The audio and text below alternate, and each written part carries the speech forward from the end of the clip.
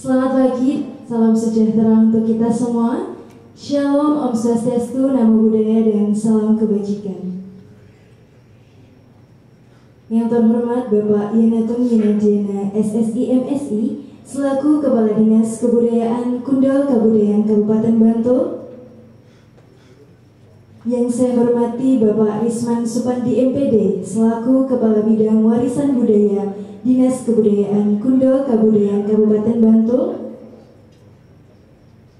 dan seluruh tamu undangan BIMTEK Pemeliharaan Objek Cagar Budaya yang berbahagia. Puji untuk kita semua. Salam budaya. Lestari budaya. Alhamdulillah di pagi hari ini Bapak Ibu bisa hadir bersama kami untuk kita bersama-sama melakukan kegiatan bimbingan teknis tentang pemeliharaan objek cagar budaya.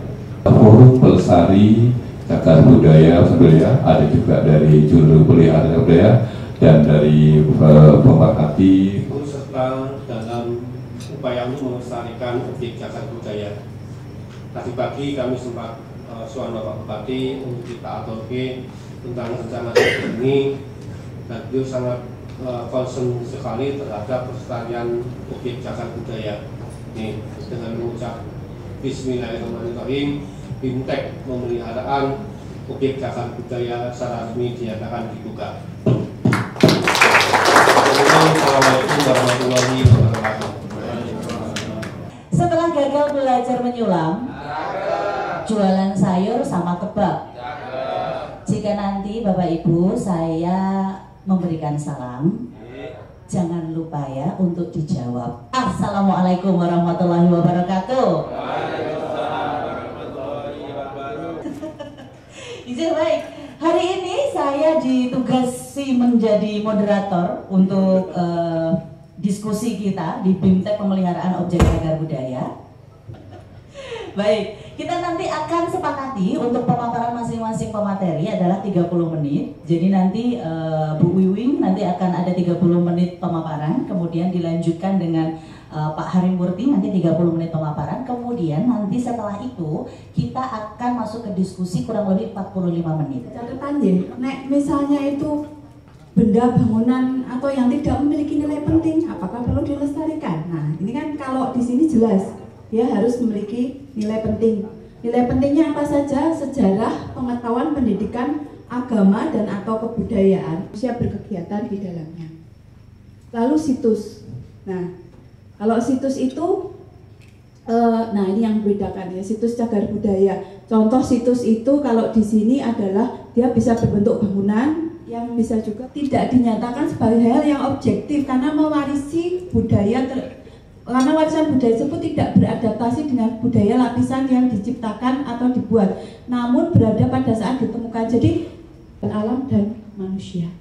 Yang banyak sekarang itu bukan alam dan manusia. Kalau kita ngomong gempa tahun 2006 itu banyak yang rusak karena gempa, tetapi kita bisa perbaiki. Bisa kembali, contoh candi yang rusak bisa diperbaiki, rumah yang rusak bisa diperbaiki. Tetapi kalau kita ngomong sudah hancur itu kita contohkan sudah jadi pabrik. Yang selama mereka sampun memperbaiki atau merawat, itu sakjanipun sampun saged dirasani melakukan konservasi. Nanging mangke wonten anu Pak Bapak Ibu sekalian, mangke wonten teknik-teknik tersendiri tentang konservasi menika. Menawi binjang lebih ke detailnya, Kalau ini nanti kita hanya dasar-dasar saja. Kemudian menika kasus pengertian konservasi menika menangkai. Lajeng menapa sih tujuan konservasi menika? Untuk menjamin Terus benda atau bangunan itu sepatu lebih awet. Nek umpamane kita rawat, kita pelihara, ini malah jadi rusak. Itu jadi merawat dan rusak. Terus kan nah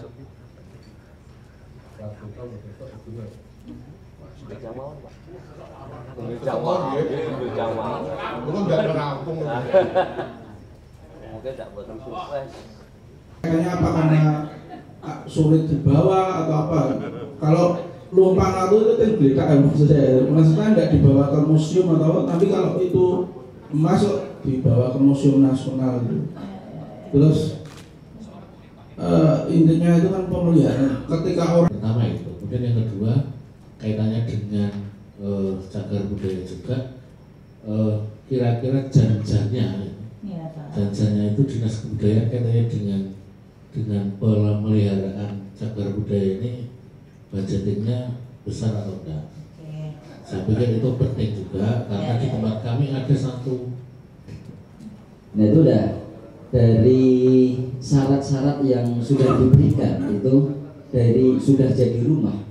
Sekarang itu masih ada sesajen yang harus dipenuhi gitu. Itu bagaimana cara mensikapinya gitu supaya tidak menimbulkan musir-kusir gitu. Kemudian masalahnya ada rumah cukup karena sudah ada undang-undangnya. Tahu tidak tahu namanya undang-undang itu dianggap tahu. Contohnya anak belum bisa misalnya nggak bisa baca tulis, tahu lampu merah itu harus berhenti, mungkin nggak tahu orang dari buta. Tapi ketika dia melanggar, dia orang Indonesia, dia kena hukuman walaupun dia nggak tahu, saya nggak bisa baca.